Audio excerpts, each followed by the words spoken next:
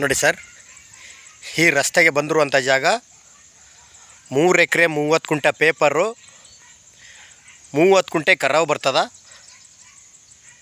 ನೋಡಿ. ಹಿಂದೆಗಡೆ 3ನೇ ಲೈಟ್ ಕಂಬ ಕಾಣ್ತಿದಲ್ಲ, ಅಲ್ಲಿವರೆಗೂ ಉದ್ದ ರೋಡ್ ಪೇಸೆ ಇದೆ ನೋಡಿ. ಲ್ಯಾಂಡ್ ತೋರಿಸ್ತಾ ಇದ್ದೀನಿ. ಹೆಚ್ಚು ಕಮ್ಮಿ 400 ಅಡಿ ಅಗಲ ಬರ್ತದೆ ರೋಡ್ಗೆ. ಟೈಲಾಗಿ ನೀಲಗಿರಿ ಹಾಕ್ಬಿಟ್ಟಿದ್ದಾರೆ.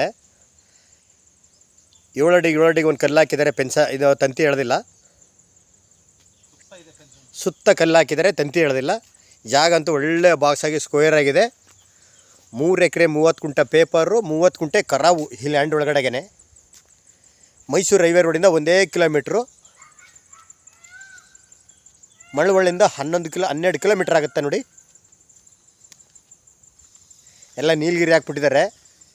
ಜಾಗ ಅಂತೂ ತುಂಬ ಚೆನ್ನಾಗಿದೆ. ಬರೀ ಲೇಔಟ್ ಮಾಡಿದ್ರು ಹೊಡಿತದೆ. ಇದು ಲೇಔಟ್ ಹೋಗ್ಬೇಕಾದ್ರೆ ಮಾಡ್ಬೋದು.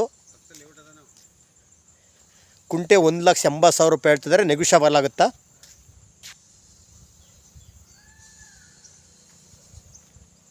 ಅಕ್ಕಪಕ್ಕ ಎಲ್ಲ ಲೇಔಟೇ. ಟೌನ್ಗೆ ಹತ್ರ ಇದೆ. ಮೈಸೂರು ರೈಲ್ವೆ ರೋಡ್ಗೆ 1 ಕಿಲೋಮೀಟ್ರು ನೋಡಿ. ರಸ್ತೆಗೆ ಬಂದಿರುವಂಥ ಜಾಗ 60 ಅಡಿ ರಸ್ತೆ ಇದು.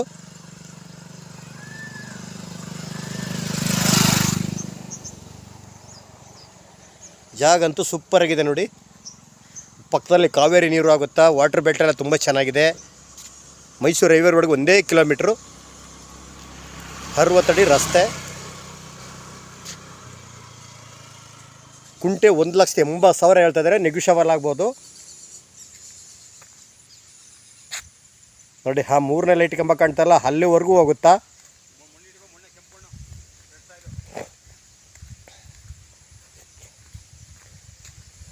ನಾಳೆ ದಿವಸದಲ್ಲಿ ಕಮರ್ಷಿಯಲ್ ಜಾಗ ಬೇಕಾದ್ರೆ ಮಾಡ್ಬೋದು. ಇದನ್ನು 1/4 ಕಿಲೋಮೀಟ್ರ್ ಆಗುತ್ತೆ ಊರಿಗೆ. ದೊಡ್ಡೂರು ಅದು ಹೋಬಳಿ.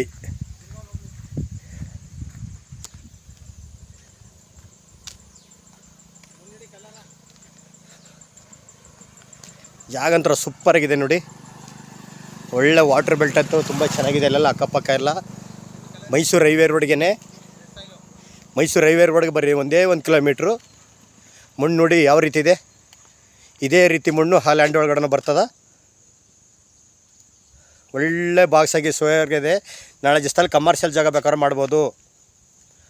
3 ಎಕರೆ 30 ಕುಂಟೆ ಪೇಪರು, 30 ಕುಂಟೆ ಕರಾವು. ಈ ರೋಡ್ಗೆ ಹೆಚ್ಚು ಕಮ್ಮಿ ಒಂದು 400 ಅಡಿ ಇದೆ.